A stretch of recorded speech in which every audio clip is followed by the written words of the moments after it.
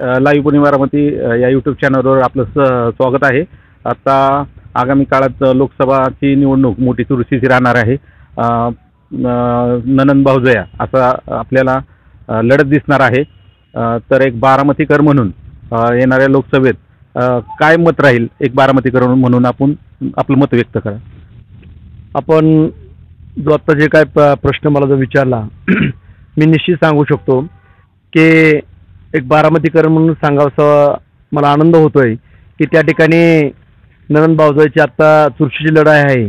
परंतु निश्चित मी आपल्याला सांगू इच्छितो की त्या ठिकाणी जर पहिल्या दोन्ही उमेदवारांची तफावत जर पाहिली तर निश्चित त्या ठिकाणी पहिल्या उमेदवारापेक्षा हा उमेदवार उजवा आहे आणि त्या ठिकाणी सुनीत्राबाईंनी निश्चित त्या ठिकाणी प्रचंड बहुमताने विजय होणार आहेत आणि विजयाचा गुलाल आम्हीच त्या ठिकाणी खेळणार आहोत.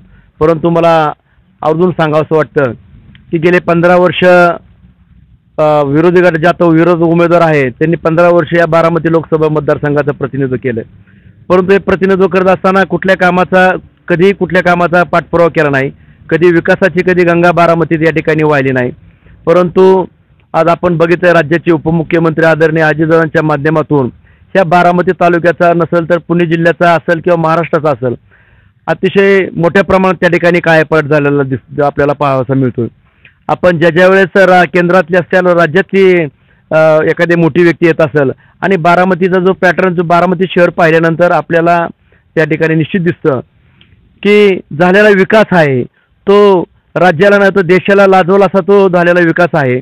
आणि जे मान्यवर लोक त्या ठिकाणी बारामतीत येत असतात आणि ते सर्व विकास पाहिल्यानंतर त्यांनाही असं वाटतं की आपण सुद्धा हा बारामतीचा पॅटर्न आपल्या जिल्ह्यात असेल, राज्यात असेल किंवा देशात हा राबवणं खूप गरजेचं आहे. म्हणून मी आपल्याला आवर्जून या ठिकाणी सांगतो की कारण कामाचा ही निश्चित मतदार त्या ठिकाणी सुनीत्राबाईंच्या पाठीमागे मताद्वारे निश्चितच उभं राहणार आहेत. धन्यवाद. तर एक बारामतीकर म्हणून एक सोमेश्वर भागातले तुम्ही एक जाणकार आहात, एक पदाधिकारी आहात, तर आपलं काय मत राहील? आदरणीय दादांचा विकास कामाचा झोतपाता दादांच्या सर्वसामान्य नागरिकांसाठी दादांनी सर्वसामान्य नागरिकांच्या ज्या काही समस्या असतील ते प्रत्येक समस्येचं निराकरण करण्याचं काम दादा करतात. पहाटे सकाळी 6 वाजल्यापासून दादांनी लोकांसाठी वेळ दिलेला असतो, तो रात्री 11 वाजेपर्यंत असतो. म्हणजे एवढा वेळ कुठलाही लोकप्रतिनिधी देत नाही. आणि महत्त्वाचं म्हणजे लोकांच्या प्रश्नांचं निराकरणच होतं. प्रत्येक काही अडचण असेल त्याचं उत्तर हो अगर नाही असं काहीतरी लोकांना कळतं. त्यामुळं दादांच्या आधिपत्याखाली सुनीत्राबाईंचा जे लोकांसाठी त्यांनी पण वेळ दिलेला आहे. महिला बचत गट असतील, महिलांसाठी काही कामं असतील आणि दादांनी आणलेला निधी असेल त्याच्याकडं चाललेल्या कामाची काटेकोरपणे लक्ष असतं. त्यामुळं आदरणीय सुनीत्राबाई पवार निश्चितपणे निवडून येतील आणि खासदार होतील.